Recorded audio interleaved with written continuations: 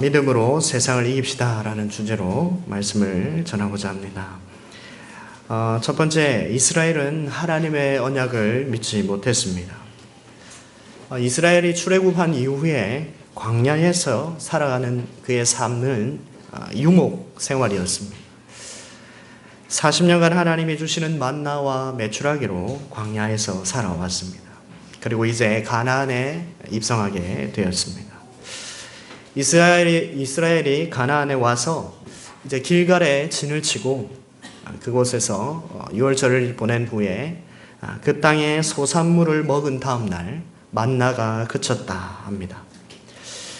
이스라엘이 유목생활을 하다가 이제 농경생활로 넘어가는 기간이 이 몇 년에 걸쳐서 넘어간 것이 아니라 단번에 며칠 만에 바뀌게 된 것이지요. 하나님께서 이스라엘이 광야에 있는 동안에 농사를 어떻게 지어야 할지 미리 좀 가르쳐 주셨으면 참 좋았을 텐데 농사 짓는 법에 관해서는 전혀 말씀이 없다가 이제 가나안 땅에 들어가자마자 만나를 끊어버리셨습니다. 이스라엘 입장에서는 얼마나 당황스러웠겠습니까? 이걸 이렇게 설명할 수 있을 것입니다. 매달 연금을 타다가 갑자기 어느 날 끊겼다. 그렇게 생각하시면 얼마나 우리가 답답할지 이해가 바로 될 것 같습니다. 문제는 이스라엘 백성들이 농사를 지어본 적이 없다는 것입니다. 그래서 땅에 씨를 뿌린다든지 비가 언제 오는지 언제 추수를 하는지 이런 것을 알 길이 없었던 것이죠. 그런데 이것을 잘 아는 사람들이 있었죠. 가나안 사람들이었습니다. 그래서 그들의 도움을 받기 시작합니다. 가나안 사람들은 그 땅에 계속 농사를 지어왔기에 이스라엘 백성들보다 훨씬 잘 알고 있었습니다. 그런데 가나안 사람들이 농사만 가르쳐 준 것이 아니라 그들이 믿는 신, 바알과 아세라까지도 가르쳐 준 것이죠. 왜냐하면 가나안 사람들의 농사는 그들이 믿는 신이 복을 줘야 농사를 성공적으로 지을 수 있다라고 믿었기 때문입니다. 바알은 풍류의 신이었, 비의 신이었죠. 아세라는 다산의 신, 땅의 신이었습니다. 바알과 아세라가 만나 사랑을 나눠야 하늘에서 비가 오고 그 비로 농사가 잘 될 수 있다라고 믿었던 것이죠. 그래서 이스라엘은 농사를 짓기 위해 가나안 족속의 바알과 아세라를 자연스럽게 접하게 되었고 그들은 음란한 제사를 보고 거기에 완전히 넘어가게 된 것입니다. 하나님은 분명히 그들에게 몇 차례나 이것을 경고해 오셨습니다. 민수기 33장 52절에 보면 그 땅의 원주민을 너희 앞에서 다 몰아내고 그 새긴 석상과 부어 만든 우상을 다 깨뜨리며 산당을 다 헐고 그 땅을 점령하여 거기 거주하라. 내가 그 땅을 너희 소유로 너에게 주었습니다. 여호수아도 비슷한 말씀을 하셨습니다. 23장 7절에 너희 중에 남아있는 이 민족들 중에 들어가지 말라. 그들의 신들의 이름을 부르지 말라. 그것들을 가리켜 맹세하지 말라고 또 그것을 섬겨서 그것들에게 절하지 말라. 오늘 본문의 앞에 사사기 2장 1절과 2절에서는 이렇게 분명하게 또 말씀해 주셨습니다. 여호와의 사자가 길갈에서부터 복임으로 올라와 말하되 내가 너희를 애굽에서 올라오게 하여 내가 너희의 조상들에게 맹세한 땅으로 들어가게 하였으며 또 내가 이르기를 내가 너희와 함께한 언약을 영원히 여기지 아니하리니 너희는 이 땅의 주민과 언약을 맺지 말며 그들의 제단을 헐라하였거늘 너희가 내 목소리를 듣지 아니하였으니 어찌하여 그리하였느냐. 하나님은 여호와의 사자를 이스라엘을 보내어서 이스라엘을 책망하며 가나안 주민과 언약 맺지 말고 그들의 제단을 헐어버리라 하셨지만 여호수아가 죽은 후에 이스라엘은 또다시 바알을 섬깁니다. 오늘 본문 3장 7절에서도 이스라엘 자손이 여호와의 목전에 악을 행하여 자기들의 하나님 여호와를 잊어버리고 바알들과 아세라를 섬겼다 하고 있습니다. 우리는 왜 이스라엘이 자꾸 하나님을 잊어버리고 바알과 아세라를 섬기는지 가끔 이해가 가지 않을 때가 있습니다. 하지만 그들의 상황은 하나님만을 바라보며 하나님의 약속을 믿고 하나님의 백성답게 살아가는 것이 쉽지 않은 상황이었음을 우리가 알아야 합니다. 이것은 오늘날도 사실 마찬가지입니다. 하나님에 대한 믿음으로만 이 세상을 살아간다는 것이 그렇게 쉽지 않다라는 것을 우리 주님의 교회 성도님들도 잘 느끼고 계실 것입니다. 믿음을 지키며 직장 생활을 한다는 것, 믿음으로 가정을 세워나간다는 것, 가정 예배를 매일 드리는 것이 쉽지 않다는 것, 자녀를 믿음으로 키운다는 것이 얼마나 어려운지를, 내 자녀도 내 마음대로 안 되는데 믿음으로 세상을 정복하고 믿음으로 세상과 싸워 이긴다라는 것은 불가능한 것처럼 보일 때가 많이 있습니다. 하지만 하나님은 우리가 믿음으로 세상을 이기며 살아가기를 원하십니다. 이스라엘이 바알과 아세라를 섬기며 세상과 타협하며 살아갈 때에 하나님이 어떻게 하셨습니까? 8절 말씀, 여호와께서 이스라엘에게 진노하사 그들을 메소보다미아 왕 구산 리사다임의 손에 파셨으므로 이스라엘 자손이 구산 리사다임을 8년 동안 섬겼더니, 하나님이 이방 나라의 왕에게 이스라엘을 팔았다 합니다. 메소보다미아는 히브리어로 아람 나하라임, 두 강의 아람이라는 뜻입니다. 아마도 유프라데스 강 아래에 있는 지역으로 보입니다. 유프라데스 강은 이스라엘에서 몇백 킬로나 떨어진 곳입니다. 이것을 볼 때에 이 구산 리사다임 왕이 얼마나 넓은 지역을 다스렸는지를 우리가 알 수 있습니다. 이 리사다임이라는 뜻은 두 배로 악한 왕, 두 배로 악한 사람이라는 뜻입니다. 아마도 실제 이름이 아니라 별명으로 보입니다. 그만큼 악한 왕에게 이스라엘을 팔았다라는 말씀이죠. 하나님은 성도가 죄를 범하고 하나님을 떠나 있을 때 가만히 보고만 계시지는 않습니다. 반드시 그를 돌아오게 하기 위하여 손을 쓰십니다. 선지자를 통해 말씀을 전하시기도 하시지만 이방 나라에 넘기어서 정신을 차리게도 하십니다. 하나님이 분명히 말씀하셨습니다. 모세와 여호수아를 통해 가나안 족속을 다 몰아내지 않으면 너희 옆구리에 채찍이 되고 눈에 가시가 될 것을 말씀하셨습니다. 하지만 하나님은 이스라엘을 완전히 팔아 넘겨버리시지는 않으셨습니다. 두 번째, 하나님은 믿음의 한 사람을, 한 구원자를 세워 구원하십니다. 오늘 말씀의 9절에 보면 온니엘이 등장합니다. 하나님은 온니엘을 사사로 세우십니다. 9절을 보시면 이스라엘 자손이 여호와께 부르짖음에 여호와께서 이스라엘 자손을 위하여 한 구원자를 세워 그들을 구원하게 하시니 그는 곧 갈렙의 아우 그나스의 아들 온니엘이라. 온니엘은 사사기 1장에 이미 등장했습니다. 그는 여호수아 15장에서도 등장했었습니다. 사사기 1장에서는 어떤 일이 있었는가? 유다 지파가 정복 정쟁을 하는 중에 드빌이라는 곳을 만납니다. 이 드빌이라는 이름은 기랏세벨, 그 뜻은 책의 도시라는 뜻입니다.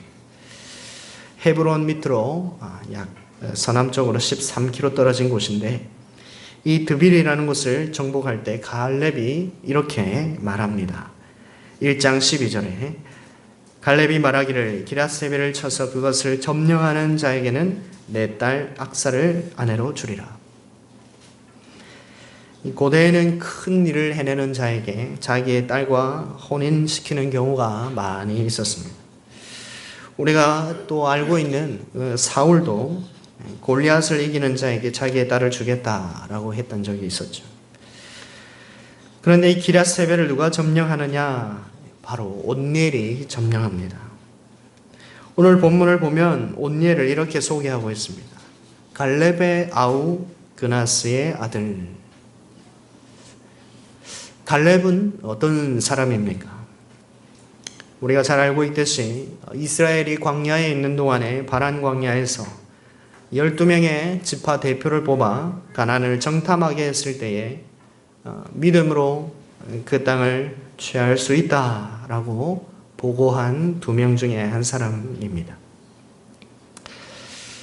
또 어떤 일이 있었습니까? 가나안 정복 때 아무도 나서지 않는 가장 정령하기 힘든 땅, 아낙 자손이 살고 있던 헤브론 산지를 달라고 여호수아에게 요구했던 갈렙이죠.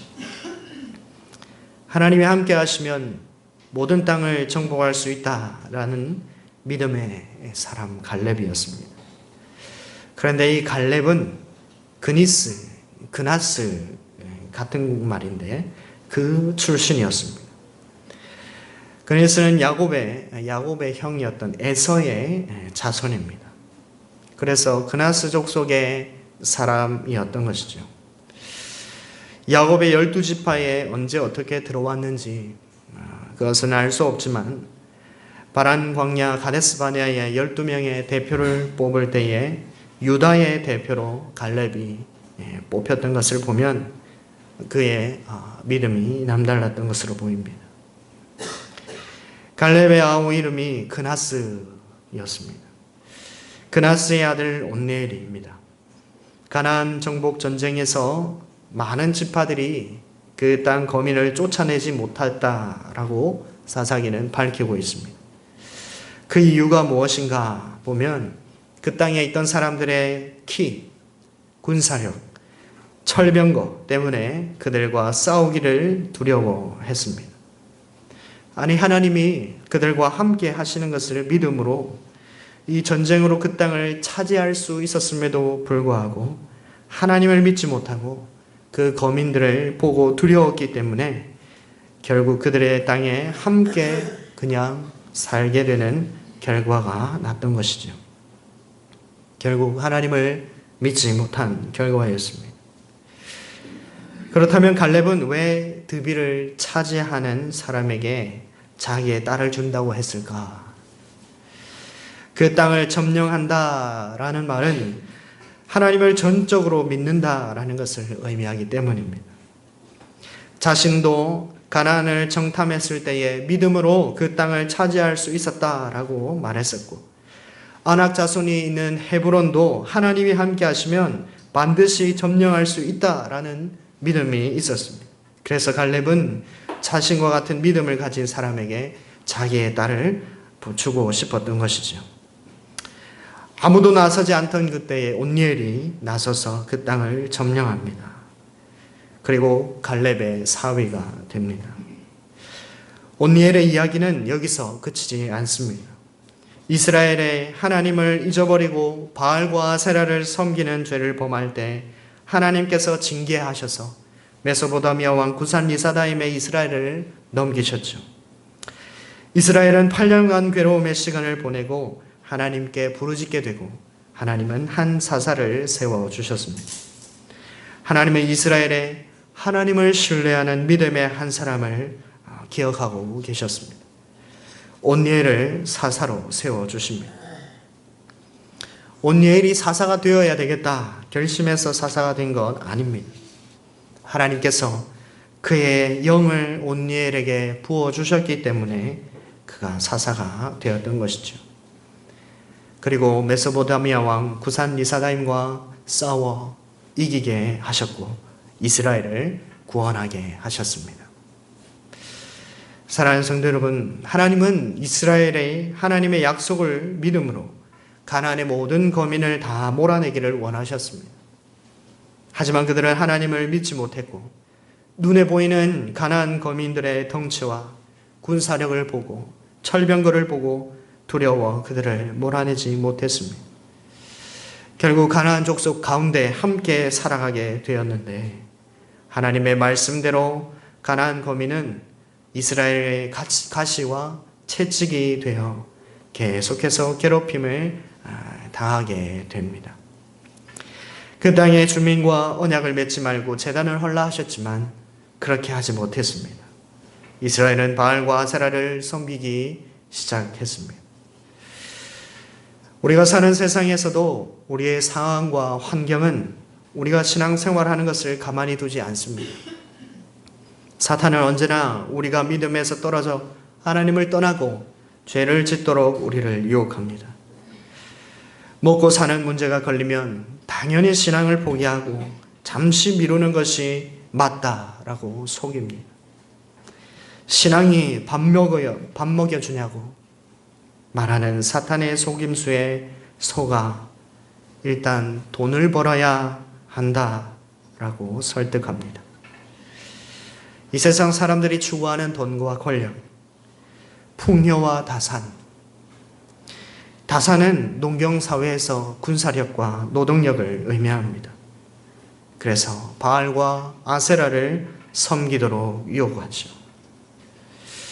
하지만 하나님은 이 세상에서 바알과 아세라를 따르지 말고 믿음을 지키며 살아가도록 명령하십니다. 믿음을 지키는 것이 쉽지 않습니다. 그래서 우리는 날마다 하나님 앞에 우리의 믿음을 지킬 수 있도록 기도해야 하는 것입니다. 날마다 하나님 앞에 우리의 믿음이 흔들리지 않도록 기도해야 하는 것입니다. 하나님과 동행하는 것, 하나님을 예배하는 것이 내 삶의 가장 중요한 것임을 믿고 어떤 일이 있어도 하나님을 예배하며 하나님께 기도하며 날마다 하나님을 찾는 우리 주님의 교회 성도님들이 되어서 이 세상에서 날마다 승리하시기를 간절히 바랍니다. 이게 우리 기도했으면 좋겠습니다. 우리 들었던 말씀을 가지고 기도하겠습니다. 믿음을 가지고 세상을 살아갈 때에 많은 힘든 일들과 또 사탄의 유혹이 있을 것입니다. 사탄은 끊임없이 우리를 넘어지게 하기 위해 우리의 믿음을 흔들 것입니다. 우리가 사탄을 이기는 방법은 하나님 앞에 나아가는 것밖에 없습니다. 하나님만이 우리의 도움이시며 하나님만이 우리를 붙드시는 분이심을 믿고 날마다 하나님을 붙드는 우리 주님의 교회 되게 해달라고 주님을 온전히 믿음으로 이 세상에서 승리하는 주님의 교회 성도님들 되게 해달라고 다 같이 함께 동성으로 기도하도록 하겠습니다.